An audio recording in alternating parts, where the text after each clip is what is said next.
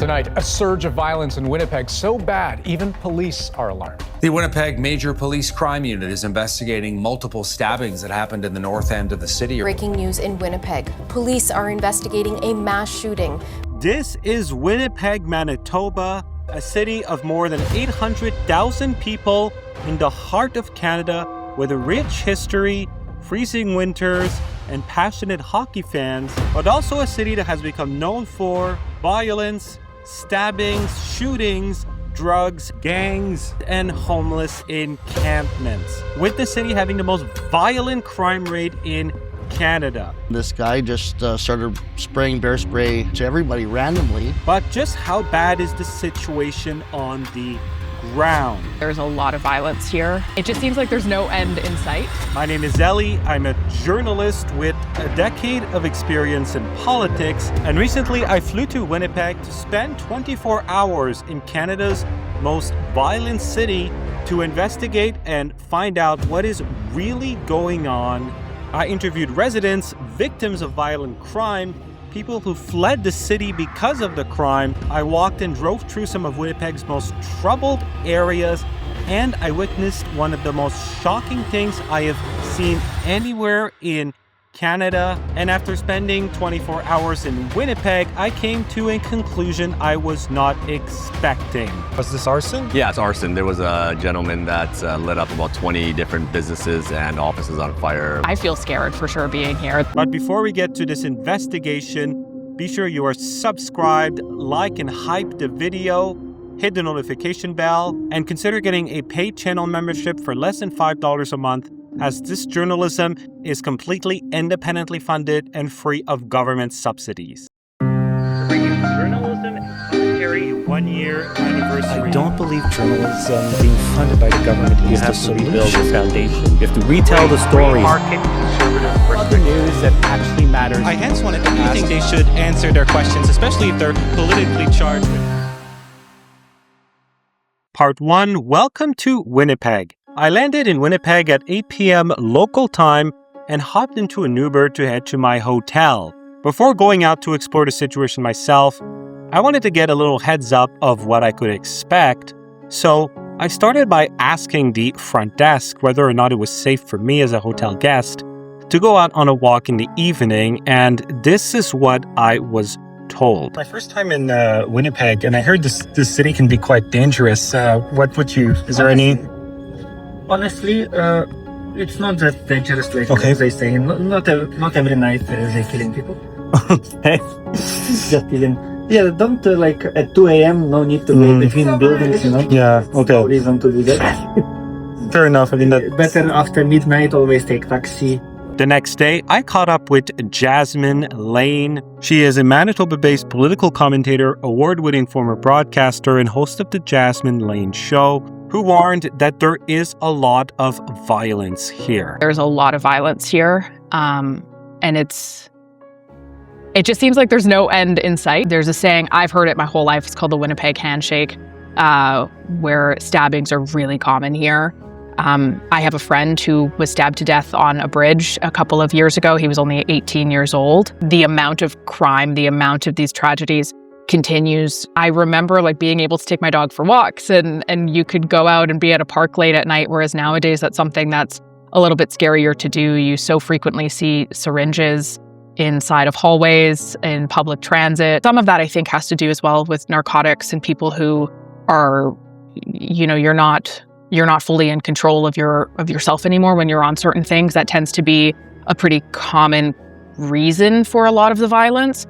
I would say between that and gangs for sure, but yeah, I don't know. It's really crazy to think about because I feel scared for sure being here. There's people where like, you know, especially given the time of day, you maybe don't want to walk on the same side of the street just to play it safe. And I think part of that comes from, you know, even in the event that you're a woman walking alone or at night or something like that, that whoever you're passing is completely harmless. There's been so many instances that have caused you to almost have this fear, whether it's justified or not. In March 2025, a study by the think tank Fraser Institute found that Winnipeg was the Canadian city with the highest rate of violent crime, with a rate of 675 per 100,000.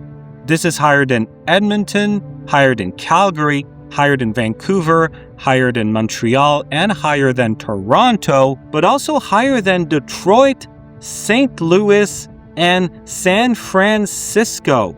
Notable violent crime incidents in Winnipeg include a double shooting resulting in the killing of a 32-year-old man and 16-year-old boy, an 18-year-old woman being murdered, with a 14-year-old boy being charged with second-degree murder along with criminal negligence causing death, a suspect holding 2 teenagers and a man hostage in a Winnipeg home before eventually being shot by police. He had threatened to kill the hostages, an altercation at a Winnipeg Walmart that ended with a stabbing in the parking lot, a man trying to stab a Catholic pastor in the middle of a Sunday religious service, a Ukrainian refugee who had come from war-torn Ukraine being bear-sprayed, stabbed in the neck, and beaten on Canada Day in an unprovoked attack, an attack that he still has nightmare from, and this happened just weeks after he fled Ukraine. The stabbing to death of another Ukrainian refugee, as well as the horrible serial murder of 4 Indigenous women in 2022. Winnipeg also has a serious transit violence problem. The rise in transit violence in Winnipeg is among the sharpest in Canada, with an increase of transit violent incidents of 281% between 2016 and 2024, according to Statistics Canada data. Winnipeg has a property crimes rate of 4,075 per 100,000 people, and a rate of shoplifting of 680 per 100,000 people. Winnipeg also has a major problem with youth crime. Problematic neighborhoods include the city's north end, as well as the downtown, which happened to be where I was staying. Part 2, the victims of crime. Discussions around crime are often about numbers and headlines, but it's important to remember that there are also victims. These are real issues affecting real people. And that was why it was essential for me to speak to some of the victims of Winnipeg's crime crisis while I was in the city. I met with Braden Mazurkiewicz, a Winnipeg business owner and longtime resident, who was the victim of a violent random assault. A couple of years ago, I was outside a nightclub downtown. It was like light outside still, 7 o'clock maybe. I was talking on the phone, and I turned around, and this guy just started spraying bear spray to everybody randomly. And it was right actually next to the police station downtown, the headquarters. And so there was 3 or 4 calls placed to the police, and nobody ever showed up, even though they're next door. I was burning for like a long time. If you've ever been bear sprayed before, it does burn for about 18 to 24 hours, and I got it pretty bad in the eye. The first responders were there. The ambulance and the fire truck came right away. They poured milk on me. Told me to go home and shower with milk, and that's what I did. But the police didn't contact me for 2 days. They phoned me 2 days later, and they asked me, the first thing they asked me, because this was outside of a gay nightclub, if it was a hate crime. Like, were you yelling any slurs? And I said, absolutely not. Like, they weren't yelling slurs. It was just like a cracked out guy with a bear spray can, and he just opened it up. A few other people got hit too, but I got it the worst. And it's not the police's fault they didn't show up. There is a lot of responding that they do. I think the mayor last week, the mayor said last year, 911 received 1 million phone calls in Winnipeg. Now that's ambulance, police, fire. But the police are very busy here. And I guess I wasn't on the high priority list that day, even though I was next door to the cop shop. And this was not the only time that Braden has been a victim of Winnipeg's crime problem. I've had my cars broken into before. I had a friend on Christmas Day, he had his truck smashed in the back window. They took all his kids' Christmas presents and stuff. In addition to shootings, stabbings, and bear spray attacks, Winnipeg has had several arsons, which is when a fire is deliberately set. And there was one case where a man faced 22 charges related to arsons, breaking, and damages at 11 different locations between June 11 and November 18, 2025. One of the venues impacted was Commonwealth Kitchen and Bar, co-owned by Stephen Hua, who I had the opportunity to interview to discuss what happened. We had a fire last summer and sprinkler damage, fire damage, so we shut down for 8 months. We just reopened a couple weeks ago. Was this arson? Yeah, it's arson. There was a gentleman that lit up about 20 different businesses and offices on fire last summer. And what do you guys know what the motive was behind that? I would love to know the motive. Yeah, most of the business owners knew who he was, and we're not really sure why he did what he did. Break-ins are expanding everywhere. No matter the nicer neighborhood, you're seeing people reporting, break-ins, break-and-enters, break into their cars. A lot of petty theft and petty crime happening everywhere. And this is definitely new in the past, I would say past 5 years. People are going through garbage cans more than ever. The city is dirtier than ever. I find that right now that it's messier because people are going through the garbage cans, I think the city should get rid of all garbage cans downtown. No garbage cans at all. And then a lot more broken windows everywhere. My car was smashed. Nick, my business partner, probably 6 staff. This never happened before. I mean, we've had business staff parking for 15 years. You maybe get 1 or 2 the whole year. We've had 6 in the past few months. It's crazy. But while Stephen has concerns about the state of the city, he expressed skepticism at the notion that it's the most violent in Canada or that it's the worst city in North America. There was a report, we're talking about numbers. The Fraser Institute says that Winnipeg, and they ran numbers, this is not just their opinion, was the most violent city in Canada. Does that surprise you as a statistic, or? Personally, it does surprise me. Being in the nightlife business, whether it's nightclubs, whether it's restaurants, festivals, concerts, I don't feel it's that bad. I mean, the numbers don't lie. I'm sure that the numbers, I'm not disputing that in any way. I don't feel that. I mean, maybe that's just my own opinion. I'm curious what other people think. I don't think the attendance at any of these hockey games and concerts and the festivals, they're not hurting, right? So, I mean, people are definitely feeling safe enough to go out.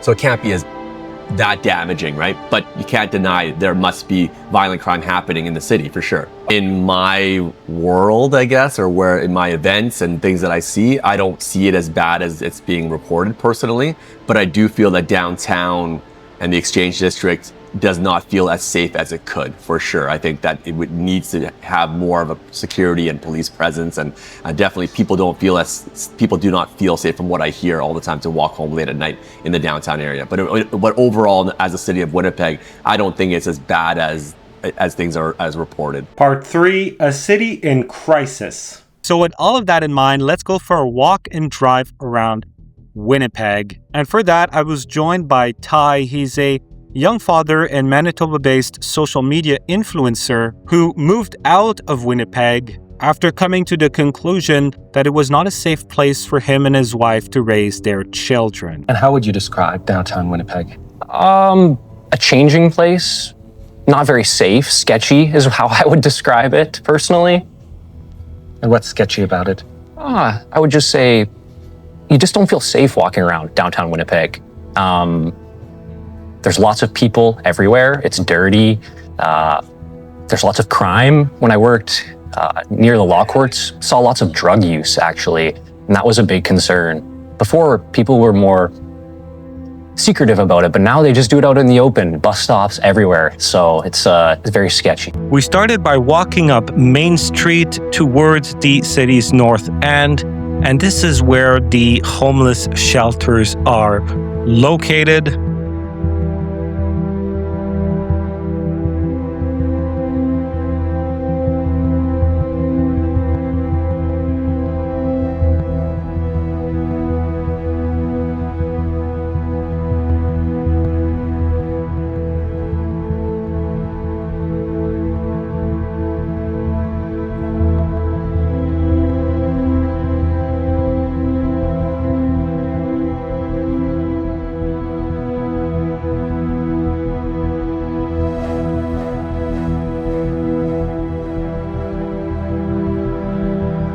At the intersection of Main and Higgins, there was a homeless encampment.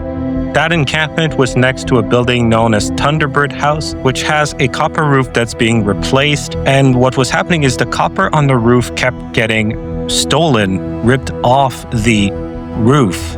We also saw what appeared to be a major incident. There were many paramedics as well as a fire truck.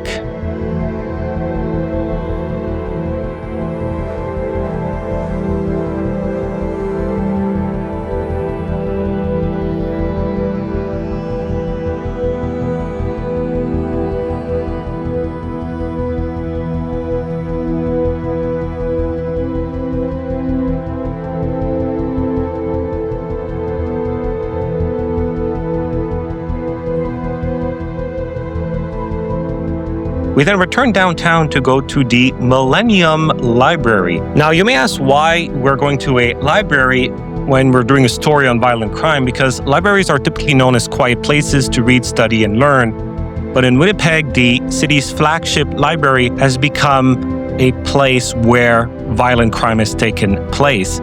In December 2022, a man was fatally stabbed inside the library, and as a result, metal detectors and enhanced security screenings were put in place. The types of measures you see at airports and courthouses, while in Winnipeg, it's now in a library. This was the first time in my life that I had to pass through a metal detector to enter a library. After passing through security, we took the elevator to the 4th floor, where there's large fences installed everywhere around the atrium, and that's because there was a suicide as well as a threat of suicide. So the city had to impose barriers to prevent people from falling and dying. Winnipeg's chief administrator says the security measures are costing the city $10,000 a week. That said, they have reduced the number of crime and disorder that was taking place at the library. That said, it's still a sad state of affairs that you need to pass through a metal detector just to read a book. I talk to people now that are my age and they don't want to live in Winnipeg and raise a family here. I personally moved from Winnipeg because I had a family. So I know it's not a super attractive place for young people. I wish it was different. I think there are areas of downtown that are beautiful. And I wish more people wanted to live here. But I don't see that as a very attractive option. Part 4, the causes. The first factor in the great violence of Winnipeg is the fact that the city is home to many gangs, and several of these gangs are Indigenous-led, amidst Winnipeg having the largest urban Indigenous population in Canada. Some report estimates that there are about 40 street gangs operating in the city, and these gangs are violent. But there is something that has made this violence worse, and that is repeat violent offenders. I think the one piece that gets missed a lot is, people obviously, there's arrests and whatever, but then you have the justice system the way that it is, at capacity the way that it is in some cases, in some of the prisons that we have here, and there's so many repeat offenders where they just keep getting out and out and out. In Winnipeg, repeat offenders are a big issue. The police, it's definitely changed the way that they operate. Maybe they don't take certain things as seriously anymore. So yeah, it's definitely changed. And a quick internet search confirms that Winnipeg indeed has a problem with repeat violent offenders. For example, one convicted carjacker with 24 violent offenses was repeatedly released, and the city's mayor, Scott Gillingham, told a parliamentary committee that 4 out of 5 people arrested by a joint RCMP and Winnipeg Police unit targeting violent offenders were free on bail, parole, prohibition, and almost 1 in 5 had been arrested by that special unit more than once. Gillingham also said that Winnipeg recorded 5,561 crimes related to breaches of release conditions in 2024 alone. The main cause for this repeat violent offenders problem that is fueling crime crises across Canada was reforms made by the Justin Trudeau Liberals. There is another factor that is contributing to this crime epidemic, and that is the drug crisis as well as the homelessness crisis that are both link. Here are some statistics on that. In 2026, there were more substance abuse calls than any year in the last 15 years. For the first time, opioids surpassed alcohol as the leading cause of Winnipeg Fire Paramedic Services substance-related emergency responses. In April 2026, paramedics responded to 810 opioid patients compared to 240 in April 2025. And on a single day in April, paramedics responded to 66 opioid-related calls, the highest one-day total in 15 years of records. The city of Winnipeg also has a severe homelessness problem, with a local advocacy group saying that there were 8,248 people using shelters, temporary spaces, or living on the streets at the end of March 2026. And as part of this homelessness crisis, you have encampments that are popping up across the city, including at the river banks. And these encampments are not only tragic and dangerous for both the people living in them and the community, but it's also turned into an environmental catastrophe. Check out what I shot. It is utterly devastating to see this state of affairs in Canada.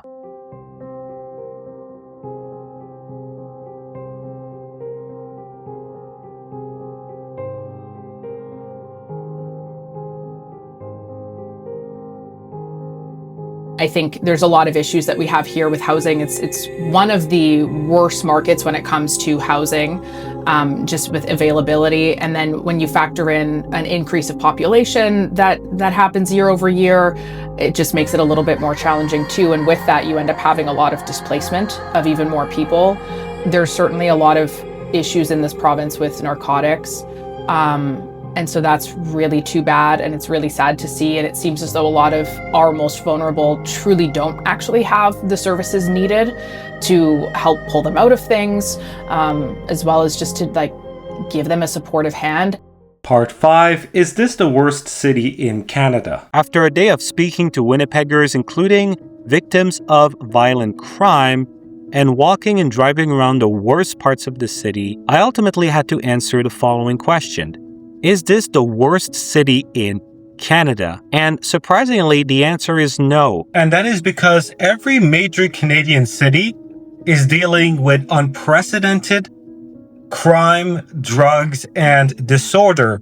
Whether you go to Vancouver, Edmonton, Calgary, Toronto, Montreal, Ottawa, it's all the same situation. None of these cities feel like they used to, and there's problems in every one. So saying one is the worst in Canada isn't always the most productive, because crime, drugs, and disorder are a nationwide crisis. Respectfully, in Vancouver, I see the news happening all the time. I just can't imagine that Vancouver and Toronto, the stuff that I'm seeing, even compares to what we're seeing here. Now, if you're looking at violent crime, maybe stabbings are high here, for example. But over there, you're getting crazy shootings in shopping malls and stuff like that. And a bit of good news. A report says that the city saw nearly a 50% drop in homicides in 2025. That said, the number of homicides in Winnipeg is still way too high. To fix what's going on, it is a priority that the federal Liberals axe the catch and release bail policies. That is a must. We must also not have more drug injection sites. The whole harm reduction safe supply needs to go. And also importantly, it is time to reopen mental health institutions in Winnipeg and across Canada, because there are thousands of people in the streets that are struggling with mental health challenges, and the real compassionate, loving solution is not to leave them on the streets where they may die of toxic drug overdose. It's to give them compassionate and sometimes involuntary care. So this sums up our investigation on Winnipeg.